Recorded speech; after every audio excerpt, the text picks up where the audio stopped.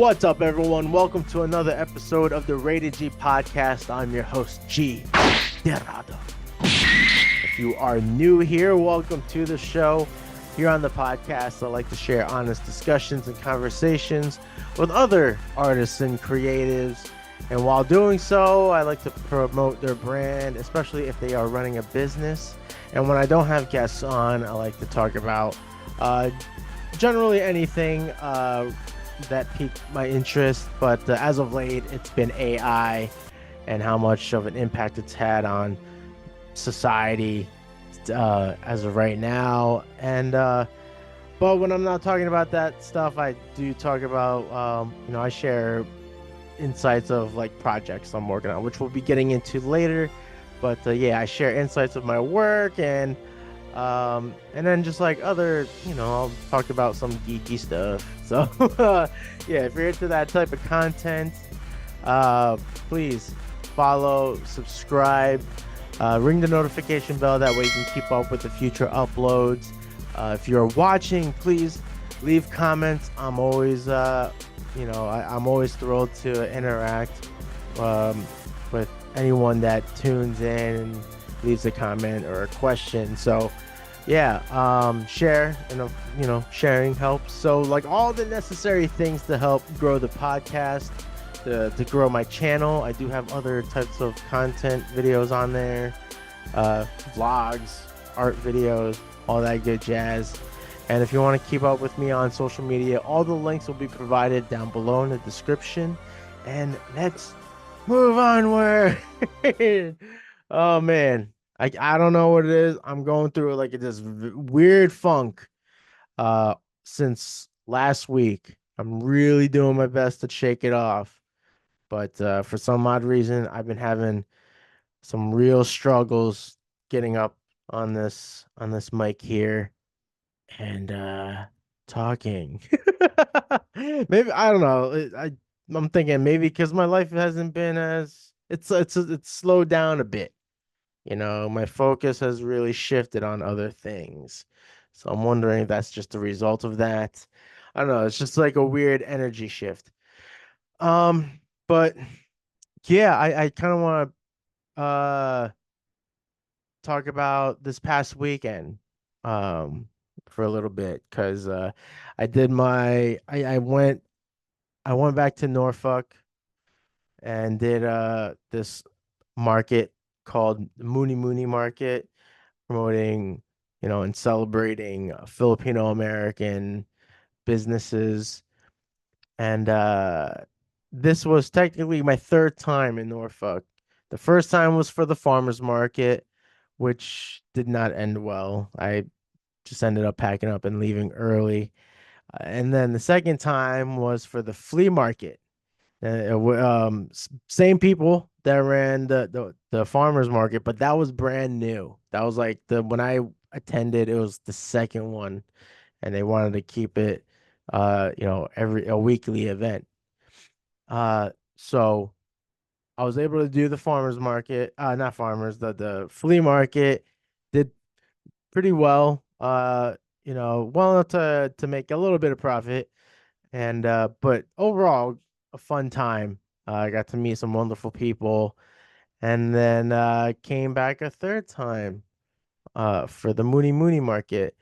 Um and it was a lot of fun. It was the setup was like the loading in and everything, like that was actually pretty smooth.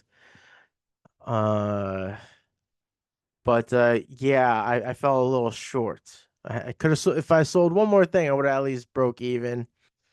I fell short, but you know, still sold some things. I sold a couple originals, so I'm pretty happy about that.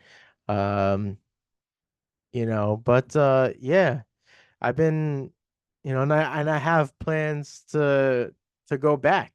Well, so Norfolk and Virginia Beach, they're really close together, I believe. So I've never been to Virginia Beach. Heard great things. I know it's got a huge Filipino community. So yeah, I believe it's real close to Norfolk, and So yeah, I'm gonna be like in that general area again, and yeah, I'm really excited. Um, but yeah, so that was Saturday. It was just an overall good day, Saturday, because I did that, and then when I came home, watched fights. I had my homie Twist, Mary Twist of Twisted Nature Dies. She came over, watched some UFC fights with us. We just kind of, just ate some snacks and, talked and, took a couple of bong rips. I haven't hit a bong in forever. And when I first hit it, I didn't realize she didn't put water in it. So I took a dry bong rip. And I mean it still worked. It was just a little harsher on the throat. But so yeah, that was just like a real cool Saturday. But yeah, going back to the market, very easy loading in and unloading. Like I just had to get on the elevator and then just walk out into this it's called Selden Market. And yeah, it's like where I was setting up. It's like real close to the elevator. Although I didn't realize till the like during, I don't know, midway of the event, I realized that I was actually just on the end of the strip of all of the vendors, which I'm like, all right, well, I'm a newcomer, so it is what it is. But I was just like, oh, it's so convenient. But I'm like, oh, I'm at the very end. It's fine, no big deal. And it was like very affordable for the fee. Um, I mean, it was like a 6 foot space. I probably could have gotten away with like another foot, but I don't want to push it. But so yeah, it was other than the fact that it was like an hour and a half, hour 40-minute drive, which no big deal, honestly. I think it was worth it. But yeah, overall fun, had some great exchanges. And yeah, couldn't end it any better than just like hanging out with my friend, my wife, watch UFC, blaze, eat chicken adobo. Like we had chicken adobo and rice for dinner. It was awesome. So it was just a nice quality Saturday. Um, because yeah, it's just been, I don't know.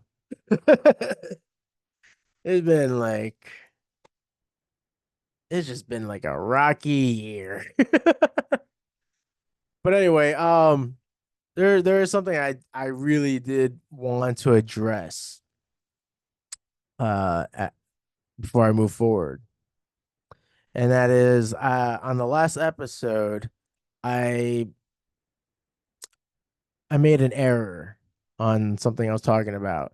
So if you haven't heard, tuned in on that one, towards the end, after discussing all this AI stuff that's going on, especially some, these new discoveries that I made, like that I came across on social media. And what do you call it? So I was kind of just saying, like, we gotta really be aware. We gotta be on our toes with this stuff. Um, Especially like propaganda wise. Uh, and I was referring to, like politics. Like as much as I hate talking about politics, uh, it's already happening. But I was addressing the photo, a rally photo, a Harris rally photo, right? And I said that like I basically made the same claim as Trump, saying that it was, AI, not AI generated, but modified, because I saw on social media someone was pointing out the reflection, which didn't really show that there was a real crowd there. But then later on, so I recorded, at the moment of recording this, like that was kind of fresh in my memory. Like, you know, uh, I didn't realize till I think like a day later, or, like later that week for sure, I started seeing, you know, a buddy of mine who told me he was listening. He was like, "Yeah, like that photo was an AI." So I kind of dove in a little bit just to like, because there was another photo I saw that was AI generated, supposedly. Let me pull up. Yeah, supposedly there was a photo that was AI generated, and the poster said that this was, basically posting it as another Harris Waltz rally. Um, because and I saw this on social media too, because they were pointing out some of the faces that looked a little odd. I guess I got like mixed up somehow with the two, these two separate events or photos. And so yeah. So I think the airplane photo, I don't know if it was really modified or not, but there were videos from people that were there that took, they took the photo, they did like a whole, 360 view of the crowd and everything. So clearly it went down, people showed up, but then this photo that I had initially saw before the airplane one, I was like, oh, that's weird that now, politicians are conforming to this. And then that was they made it clear that it was fake, it was AI. But an account on X that's it's a parody account. So I mean, so I was wrong about that airplane photo being AI generated, but was it did kind of prove like this whole shit, because like I ended up going down a bit of a rabbit hole almost, because I was trying to find these photos, and they said Trump made these accusations, but then I saw a link. um I forget what the headline was, but it was something or other just saying like, yeah, Trump is sharing these AI generated photos now. I recently heard about the Swifties, right? Supposedly Swifties are like Trump supporters all of a sudden, but that he was just making fake photos. He was just making these photos. One of them was Harris in front of I don't know. It looked kind of like a dictator like type of imagery. And it was like in red. It was like dark. Uh, so I don't know how true that is. Again, um, I'll admit sometimes I often I don't go that deep. All right. Um, but it is very I do find it interesting enough to just at least address and kind of like, I don't know, let you guys know, the people that do catch this every once in a while. Like, yeah, this shit's happening. It's crazy. So like it kind of, I was wrong about the photo, but the fact that these things are happening now, like I was like, I wasn't wrong, right? So, like it's just, this is the first time that like the integrity of the election and possibly future elections, it's it's already at risk because of AI. Whether people are using it intentionally or unintentionally, as propaganda, but like this shit, like, I that was one of the things I talked about. Maybe not as extensively, but I in the last episode I talked about AI videos being used as propaganda. I shared a clip, of one where people are like, oh, like, this is the narrative, this is the they paint their own narrative with this like fake video. It's scary, and I just, it's like you have to like dig so deep and fight so hard to know what the truth is behind some shit, right? Like this year has been a fucking doozy. So so I just want to address like yeah, I and you know there look, there's probably more there's definitely more mistakes I've made.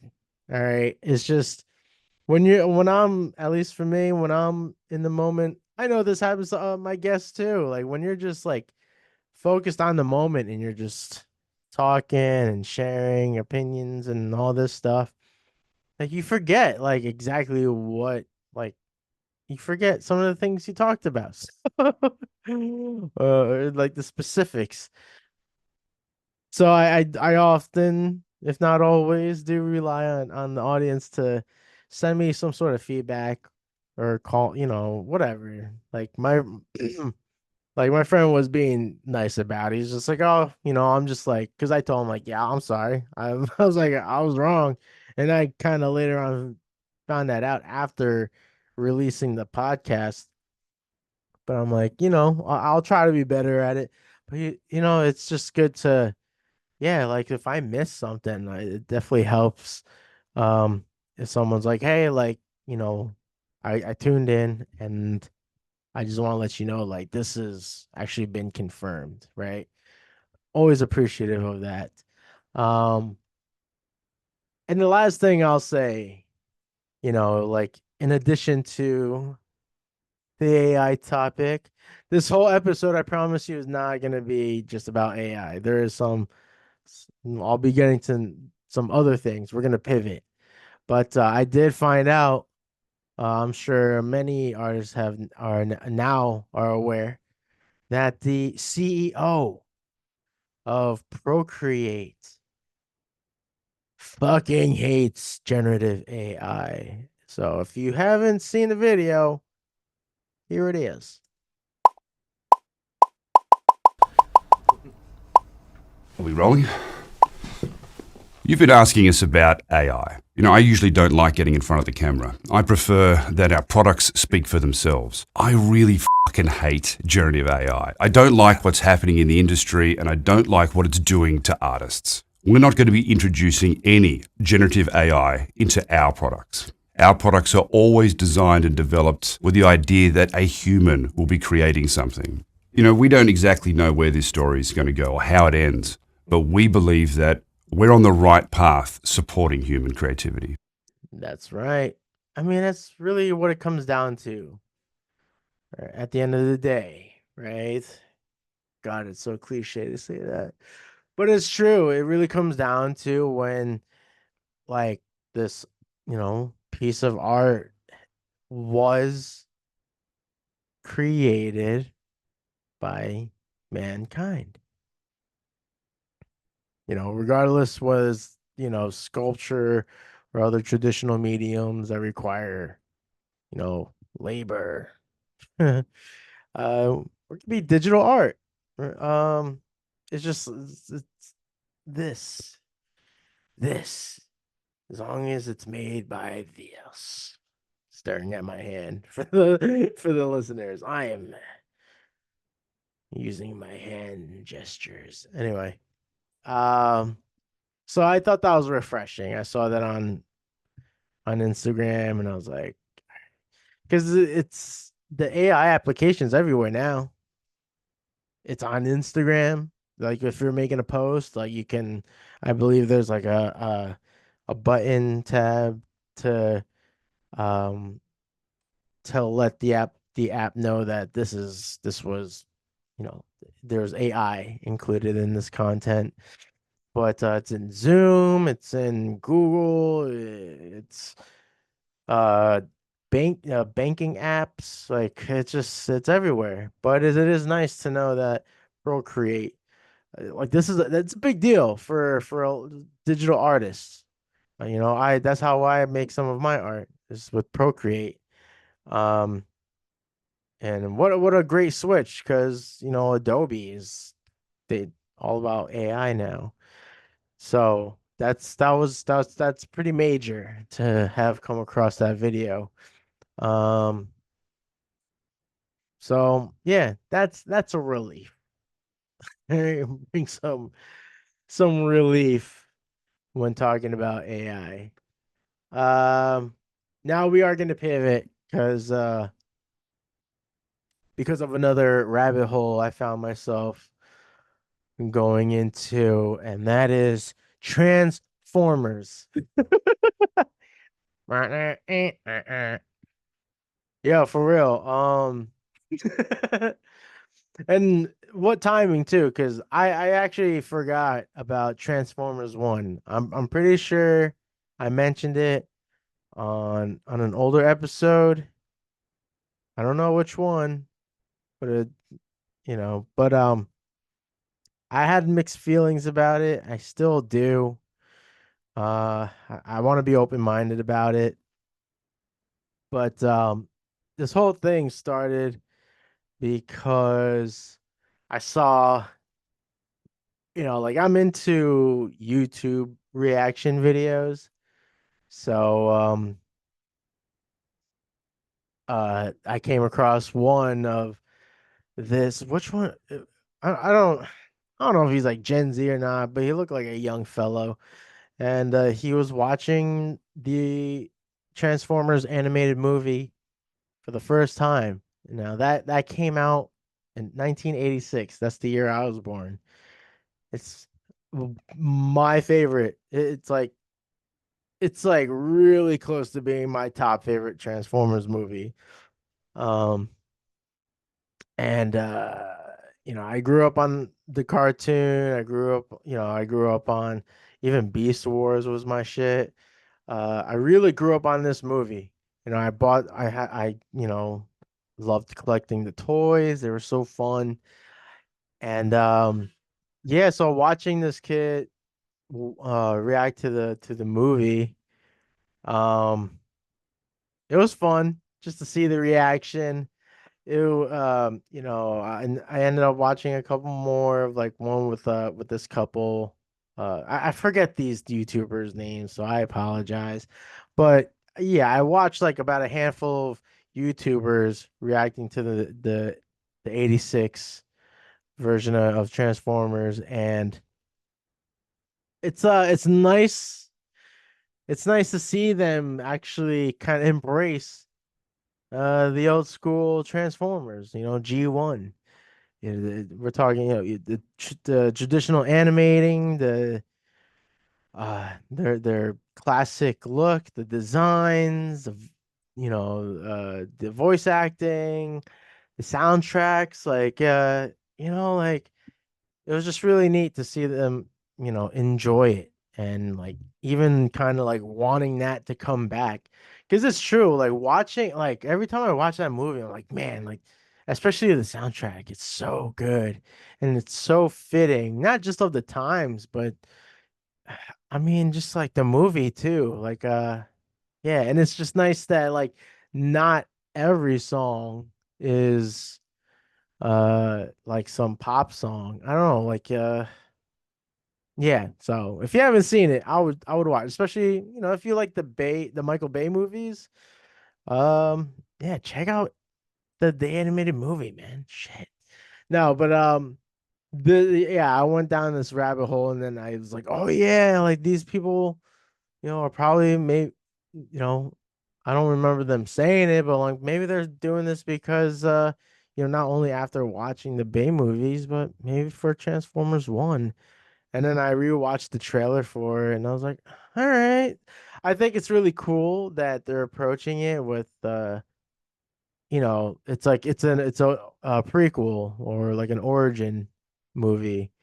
So I think that's pretty neat, but we'll get in that we'll get in more into that a little bit because I want to address the whole list because I always forget that there's technically because like the last two aren't they weren't done by Michael Bay. Michael Bay did five movies. Yeah, the Transformers that came out in 2007, which I saw that shit like five times in theaters. And one of those times was in the Philippines. Um, But right, they had them. Yeah. Anyway, um, so Transformers, Revenge of the Fallen. That's the second one. Came out 2009. Or maybe it was Revenge of the Fallen I saw in the Philippines. That might have been the case, actually. I always thought it was the first one. It might have been, but the first one I did watch that a shit ton of times. Revenge of the Fallen. Then there was Dark of the Moon, which I still like. You know, I still enjoyed it, but it was starting to get to a point where I don't know. It was just like kind of getting a little ridiculous. Then now this is where I start forgetting, or this is where I keep forgetting that Age of Extinction, right? That one is separate to the Last Night. For some odd reason, I kept thinking they were both the same movie, but they're not. Age of Extinction, that one, and so these are with Mark Wahlberg, which I was like, nah, I'm sorry. Nothing against Mark Wahlberg, but like just the story, like just I didn't like the way I don't know which one is which. I think the Last Night is when they had the Dinobots, and I wasn't happy with the way they were utilized. Age of Extinction, that's when they introduced Galvatron, right?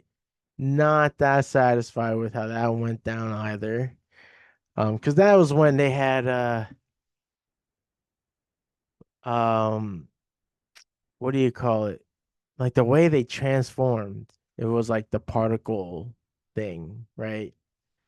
I wasn't thrilled with that. It took away from the transforming. That's always been my argument with that. Then the Last Night, yeah, besides I can't remember what else happened with that other than the fact that the Dinobots were involved. Then so Age of Extinction came out in 2014, then 2017 was the Last Night. Then Bumblebee came out in 2018. I honestly think that was pretty good. I genuinely enjoyed that movie. Uh I mean the story was I don't know, I guess kind of generic maybe. Trying to remember. Been a while since I watched it. I wonder if it's on any like if it's streaming for free on any of the apps. But I don't know. I like the way they transform too. Like that's my thing too, is just like seeing how do they keep upping it, with how they transform, like the dynamics of it. And I thought it was really cool. Like there was a one character, the one Decepticon that transformed into an airplane and a car. And the transition from one to the next was like really dope. Uh and it was like a female transformer too, if I'm not mistaken. Not that that matters, but it's like, oh, that's cool. Like just the female voice. Um, they definitely had bad bitch vibes. It was awesome. So, oh, not to mention like the intro to that movie was so good too. They stuck real close to the original designs of the Transformers. Like it was like nearly spot on to the G1 design. So that kind of brought hopes for a next one, right? Which came out last year. Wow, last year. Took so long. But then that's when we had Rise of the Beasts. I was, seeing some of the first glances, I was starting off as excited, and then I heard some bad things about it, and then when I finally saw it this year, I was like, "Fuck, that was yeah." Honestly, the story was just really corny. Honestly, with the brothers, like spoiler, um, but also the kind of like the use of the Maximals and their yeah, and they're like it they didn't utilize the those characters. Um Yeah, the Maximals and the Decepticons. Were there even? I don't even think they had Decepticons. So it was, I don't know. Like it was cool to see Optimus Primal on screen, but that's it. Like Cheetor, that was cool. Rhinox, all right, but like they didn't get enough screen time, honestly. They didn't get enough screen time. Uh, because like I actually thought their designs were cool. Like, and that was another thing about the other Michael Bay movies, like the some of the other bots that they were bringing in, like their character design was weird. I just didn't really like it. Uh, like what's his name? The one Autobot had like the long coat. Um, what's the one that's like fat? He had like the belly and it. Like I don't know. They were getting too close to being human, if that makes sense. Um, but so I mean, these are just my opinions. If I were to rank them, I don't. I mean, to do like a top, maybe I can do a top three, right? If I were to rank them, I'd say top three, my top three. And you can agree or disagree. If let me say this call to action. If you agree or disagree with me, leave your thoughts in the comments. I want to hear what your top three is. And if you can't do top three, maybe you can do top five. If you have one favorite, go for it. Because I think for me, if I were to pick one, it's the animated movie, man. The animated movie is so good. It can never miss with the classic. They took a lot of risks in that movie. Let me just say that if you haven't seen it. But my top three would be the animated movie, Transformers 2007, the first Michael Bay movie, and then Revenge of the Fallen. Even though those uh what was it, Skid and what's the other one, like the twins, the two Autobots, like they're obnoxious. Like I could have dealt without them, but like what, I don't know. I guess they were, they were the comic relief, but they could have done something better with them. uh and also not make them like it's what a racist, like pretty racist the approach. But I still enjoy Revenge of the Fallen because, like, you're seeing more Cybertronians getting involved in this big battle. You're seeing, and you're being introduced to other characters. Like, I don't know, just seeing it at that firsthand, seeing it start to grow. It's not just with the Autobots and the Decepticons that you know had landed, during the 2007 movie. Starting to see some other Cybertronians, right? So I thought that was neat. So that really is my top three. If I were to do a top five, I would include Bumblebee and Dark of the Moon. Honestly, like if I were to just talk about the Michael Bay movies, I would just I the first three. After that, that was it, downhill. Uh, so yeah, let me know in the comments what you think. Like, what do you like?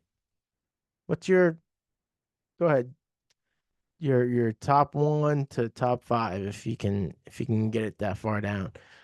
Um, but going back to Transformers One, right? I like that they're approaching the story behind Orion Pax, right? That was Optimus Prime before he became a Prime. He was Orion Pax. And Megatron was M16 or M16. Uh, now I know there are storylines that they're brothers, or at least that they were friends. Um, I would have to dig into my comics, and because I was reading the comics for a while. I believe it was IDW, or was it Image? Shit, can't remember. It's been a long time since I've read them, but they were really fun. I love the artwork. But I did read. I'm pretty sure I have the issues of with Orion Pax, and it was pretty cool seeing how he became a Prime. It was like a near death experience. But so with Transformers 1, they got Chris Hemsworth voicing Optimus Prime, which is that's cool. Like I really had no problem with that. I remember when I first heard that he was replacing Peter Cullen, I was like, oh, what? Like, because this was before details of, that it was going to be an origin story, covering Orion Pax. I didn't know that. So I was like, oh, all right. Now, knowing what we know, seeing what we've seen, I'm like, okay, this works. But yeah, I don't know, man. Because like this is clearly a family movie. They're trying to bring in the, new fans, but I don't know why you would go this route. Um, it definitely feels like a Pixar or like a DreamWorks family film. Like it's got all the corny jokes and all this stuff.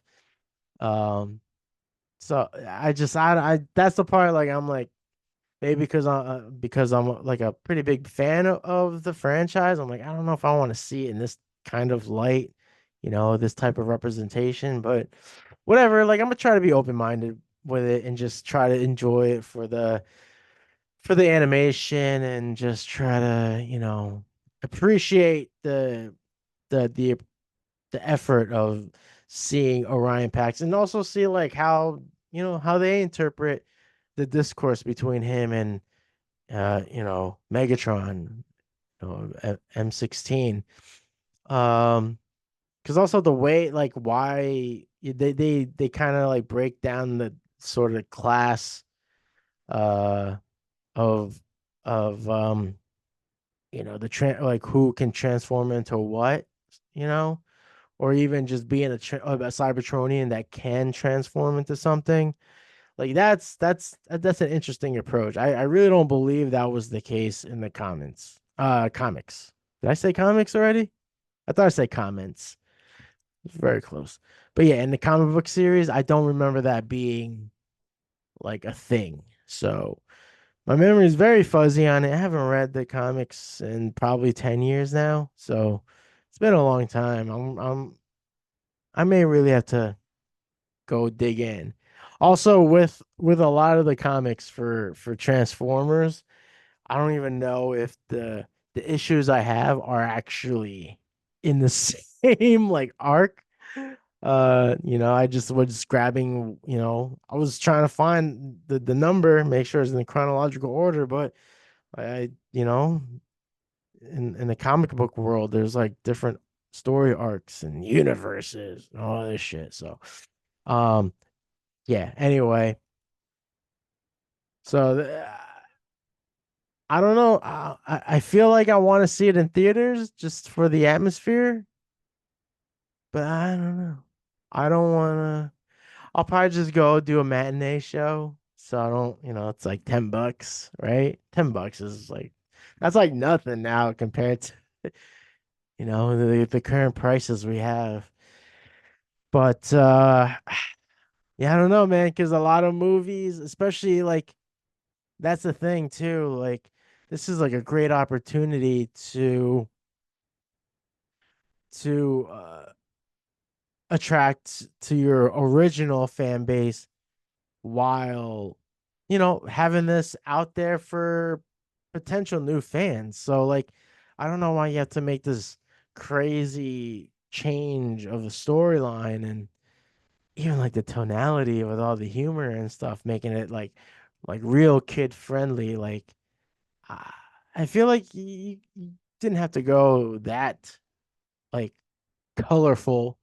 I don't know what other word to use, but to appeal to younger generations. But um, I feel like you could have just went with the original storyline, like, and just again, just going based on what I can remember of at least how Orion Pax becomes a prime. I mean, there was.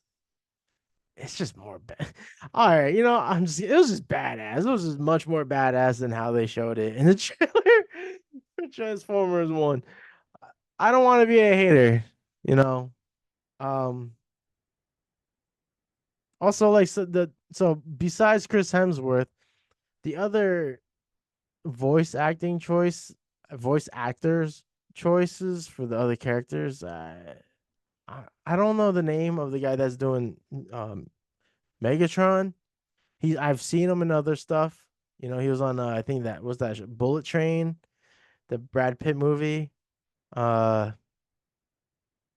I believe he was on there, right? I think that's the same guy. And I think not Jordan, but Michael, is it Michael Keegan or right? Michael Keegan Key or something like that. I think he's one of the voices. It's just I don't know. I don't want it to be one of those immediate flops because there's yeah, like with these recent movies like Borderlands flop, um, the Crow remake flop,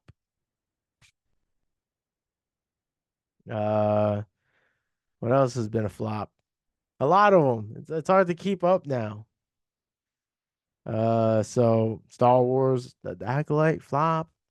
We're starting to find out, right? Which I'm gonna digress from because the next episode I'll be tapping into that. Uh, because it's very very interesting. Like these times continue to become more and more interesting. I'll tell you.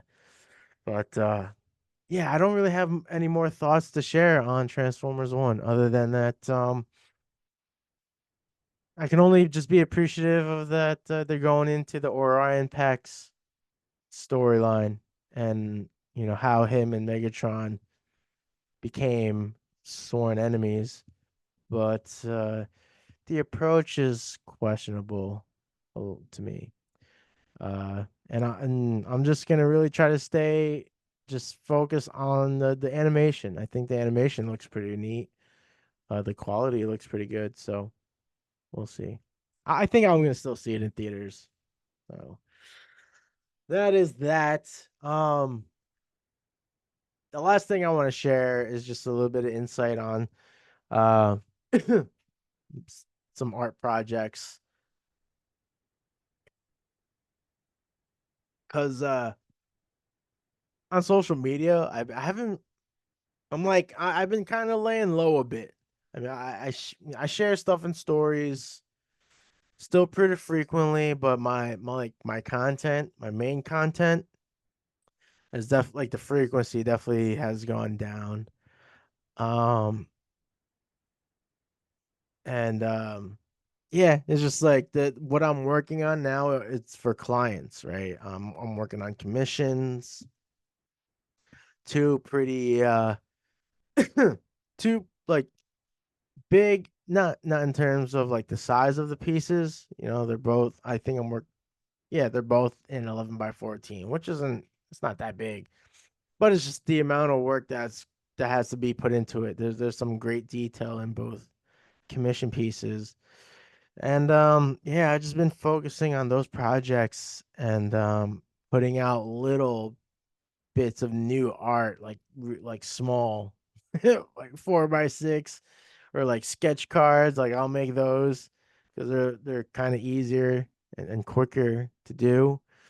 But in terms of like any like larger pieces, like any more you know special pieces, like I haven't really worked on anything. So um and that's the thing. I want to be able to try to make opportunity, have enough energy conserved to work on my own pieces be- between the commissions. So um I just gotta be wise about my time and energy management, which I feel like I say that all the time. I mean, I definitely address that, the importance of it, but for myself, like really applying it to myself. I'm like, man, I have to. I got to do the thing.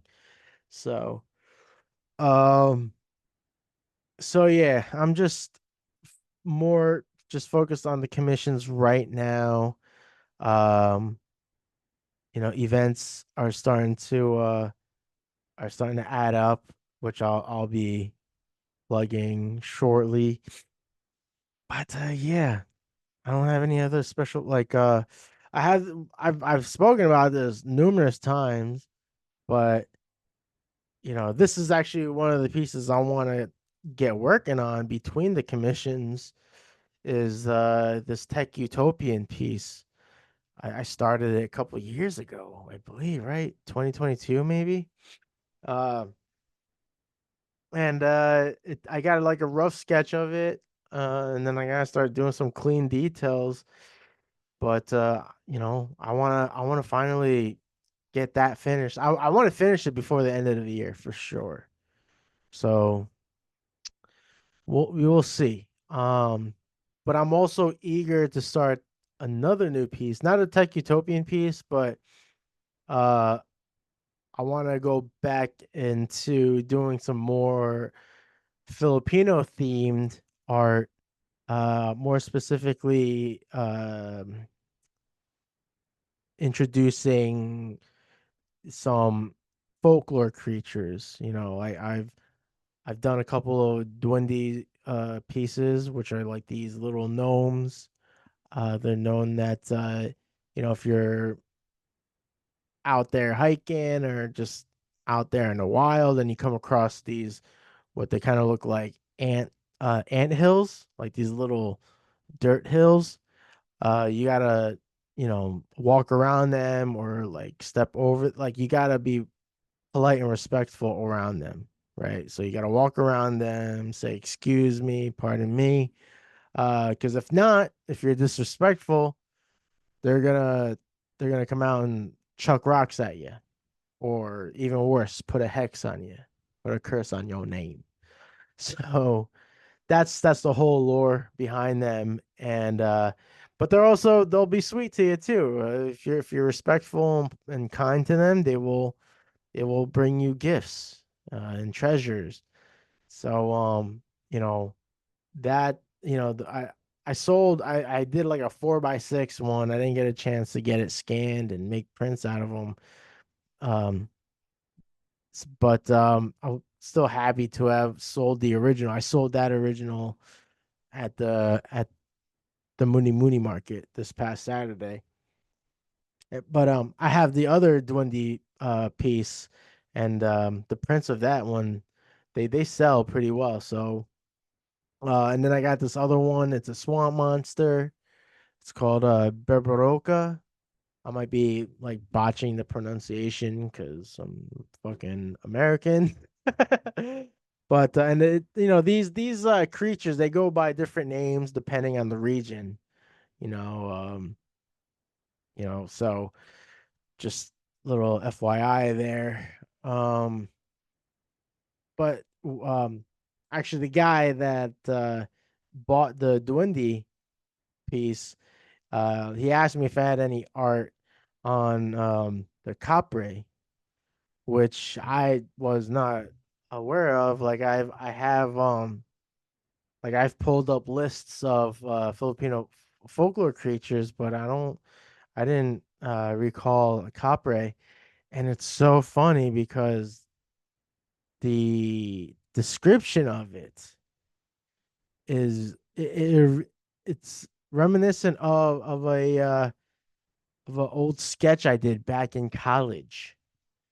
So I'll first describe the sketch. I wish I had it. Um, I'm gonna let me check my archives real quick. This might be a boring segment of it, but if I can find, because back in college, I used to have this hard-covered sketchbook, and I believe I lost it while moving because I moved a bunch of times before coming down to Richmond, and I in this hardcover sketchbook, I did this one illustration, and it's it's basically me depicted as like Tarzan. Like, so it's me in like a loincloth, and I'm in the trees because like during college, for those who may not be aware of this, I used to have really long hair. My facial hair was different. So imagine like just long hair. It was like a mane too. It was well nice and presentable. Uh, so I had this long hair. I didn't have a mustache. I just had like a chin strap basically. Um, and right, yeah, I just had like a chin strap, and I'm just like up in the tree, and so that was the sketch I had. I wish I don't want to spend. I'm gonna have to like look it up after recording because I won't be able to multitask. So that was a sketch I had. What a capre is well, first let me also add that I'm not tall. I'm a short guy. But now the description of capre is a tall, grimy, dark humanoid that resembles a gorilla and is known as a tree demon. Now, if you were to Google image some of these what was illustrated, it's like it's pretty close to what I drew back in college. So this had to been anywhere between 2008 2010. All right. So sure, in the sketch I did, like in the sketch I'm like crouched, so I'm like clearly sitting on a large branch, and you see the leaves, the tree leaves behind me and everything. It's all part of the backdrop. So sure, I didn't depict myself as tall because I'm not tall in real life. And I didn't make myself hairy, like bodily, but I had my mane. But just like I don't know, am I reaching, or I feel like I sound like I'm reaching, but if I had the picture, it'd be pretty close. I should have looked it up first before recording to see if I had it. Cause yeah, man. that- I wish I had that book. So many ideas came out of that. And yeah, I don't know. I'm gonna have to do some digging. But that's pretty much uh the update in terms of like what I've been working on. So if you already do follow me on social media and you've noticed like I haven't been posting as much, that's why. It's just I'm working on the commissions, trying to like build the energy uh to record more podcasts. I don't know what's going on with that still. But I think once I start scheduling dates with guests, I don't know, that might bring the energy back up. Um, so anyway, that's that. Before I put a ribbon on this, because we're pretty much at the end of this. I got nothing else to talk about. I want to plug in some of the events that I'm doing all over Virginia. By the way, this is exciting. September 6th, will be at the I will be at Gallery 5 for First Friday, specifically for the Moon Market Kasama Collective collaborative event for the Mid-Autumn Fest. Very exciting because I'll be returning to Moon Market after this long hiatus. But yeah, so that's gonna be at Gallery 5, September 6th. And then I'm gonna be in Charlottesville back in Charlottesville, September 21st for Love Fest at X Art Park. Now, this is the first time I'm doing this event, but apparently I believe that this is their 10th annual event for Love Fest. So very exciting to be part of that special occasion, and always excited to come back to Charlottesville.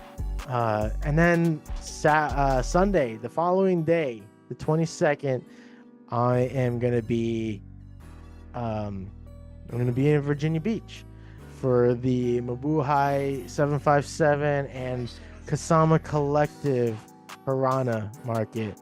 Actually, the full title is a Moonlit Serenade Market. So again, Kasama's been killing it with these collaborations. I gotta get both the girls on here and talk about it, because I've only had Roxanne, who is the co-founder of Kasama, but I gotta get them both and talk about that stuff, because it's been awesome seeing them being so productive within the community, and just uplifting Asian American, Filipino, Pacific Islanders, businesses,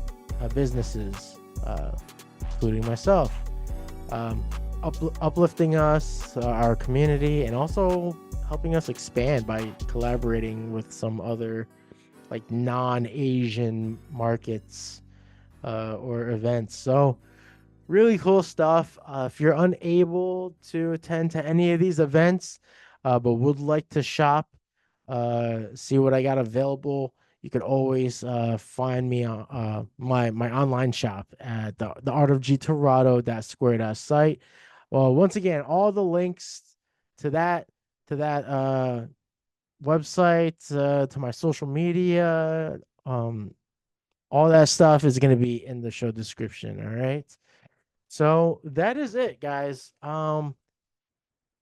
For everyone that has tuned in, I appreciate you. I hope you enjoyed this episode. Be sure to hit all the buttons, do all the necessary things to help grow this podcast and my channel.